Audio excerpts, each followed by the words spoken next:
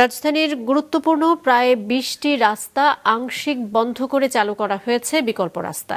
যাত্রী এবং চালকরা বলছেন, রাস্তা বন্ধ করায় কিছু ক্ষেত্রে সুফল মিললেও বেশিরভাগ ক্ষেত্রে হচ্ছে ভোগান্তি। এদিকে ট্রাফিক পুলিশ বলছে, বিকল্প রাস্তা ধরে যাতায়াতের অভ্যেস হয়ে গেলে ভোগান্তি কমবে। বিপ্লব হাসানের রিপোর্ট। রাজধানীর মিরপুর রোড, টঙ্গী থেকে আসাদ গেট, ধানমন্ডি হয়ে যেসব গাড়ি নিউ মার্কেট বা মতিঝিল যাত্রাবাড়ি যাবে তাদের মানিক মিয়া এভিনিউ এসে কিছুটা ঘুরে যেতে হচ্ছে। এখানে ইউটার্ন নিতে 2 থেকে 3 মিনিট লাগলেও দীর্ঘ সময় সিগন্যালে আটকে থাকতে হচ্ছে না তাদের।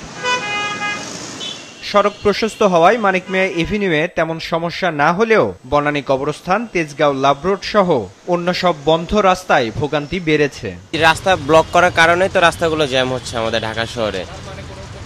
না, আরো ক্ষতি হয়েছে। এইখান থেকে আগে গুলশান থেকে সরাসরি বের হওয়া যেত গুলশান দিয়ে, এখন আমাদের সেই অনেক দূর ঘুরে যেতে হয়, যার কারণে পুরো রোডটা ব্লক হয়ে যেতেছে। এই বন্ধ করার জন্য মানুষের ভোগান্তি হইতেছে, অনেক জ্যামজট রাস্তায়। আমি গুলশান যাবো, এখান থেকে বামে গেলে গুলশান যেতে পারতাম, এখন তো আবার অসুবিধা হয়েছে। ওইদিকে সবাই গাড়িগুলো রানিং এ থেকে ঘুরে আসতে পারতো, আর এখন হচ্ছে আপনার ওই দিক দিয়া ওই সিগন্যালের কারণে এই জ্যামগুলো লেগে গেছে।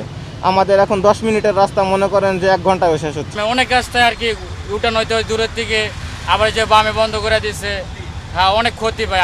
এদিকে যোগাযোগ বিশেষজ্ঞরা বলছেন, সড়ক প্রশস্ত না হলে রাস্তা বন্ধ করে নতুন এই ট্রাফিক নিয়ন্ত্রণ পদ্ধতি সুফল বয়ে আনবে না। ঢাকা শহরে সড়কের যে সক্ষমতা তার থেকে 4 থেকে 5 গুণ গাড়ি কিন্তু বেশি আছে। যদি সড়ক প্রশস্ত হয়, মোটা হয়, যেহেতু তার ক্যাপাসিটি আছে, সেখান থেকে আমরা ঘুরিয়ে আনলে কিছুটা স্বস্তি পাওয়া যাবে। কিন্তু দীর্ঘমেয়াদী এখানে আসলে সফলতার কোনো সুযোগ আমি দেখছি না।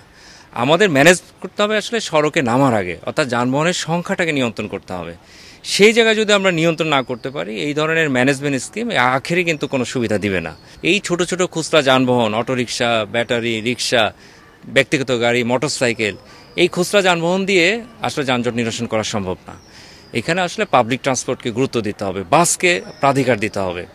আমি বলবো যে আমাদের এখনও সুযোগ আছে। ঢাকা শহরে প্রায় 40% মানুষ তারা বাস ব্যবহার করে।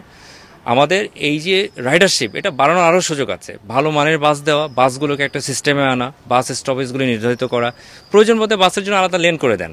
প্রয়োজনের তাগিদেই কিছু সড়ক বন্ধ করে বিকল্প পথ করা হয়েছে বললেন তেজগাঁও ট্রাফিক বিভাগের ডিসি রফিকুল ইসলাম। মানে এটা মোটামুটি একটা সুন্দর একটা সলিউশন, টেম্পোরারি। এটা দেখা হলে আমরা যারা নগর প্ল্যানিংয়ের সাথে আছেন অথবা এখানে এই সংশ্লিষ্ট যত কর্তৃপক্ষ আছে সবার সাথে আমরা কথা বলেই এগুলোকে মানুষের দুর্ভোগ কমানোর জন্য কিভাবে কোন জায়গায় ডাইভারশন দেওয়া যায়, মানুষের যদি প্রয়োজন পড়ে এবং মানুষ যদি সুবিধা পায়, আমরা সেই কাজে আমরা উৎসাহী এবং সেই কাজটা আমরা করতে বদ্ধপরিকর। কিন্তু যদি এটা আরও বেশি যানজটের সূত্রপাত ঘটায় বা যানজটের কারণ হয় বা জনদুর্ভোগের কারণ হয়, তাহলে নিশ্চয়ই এটি থাকবে না। পরীক্ষামূলকভাবে রাজধানীর 8 ডিভিশনের প্রায় 20টি রাস্তা বন্ধ করা হয়েছে। অস্থায়ী এই সিদ্ধান্ত কবে স্থায়ী রূপ পাবে তা নিশ্চিত নয়। রাস্তা বন্ধ করে দিয়ে হোক কিংবা খুলে দিয়ে কোনোভাবে জ্যামটি নিরসন করা যায় না। তবে যারা পরিকল্পনাবিদ রয়েছেন তারা বলছেন যে পরিবহন কাঠামো যদি সংস্কার করা যায় এবং রাস্তার যেই ফুটপাত সেটি যদি দখলমুক্ত করা যায়, তবে হয়তো এই জ্যামটা কিছুটা নিরসন হবে। বিপ্লব হাসান, মাছরাঙা সংবাদ, ঢাকা।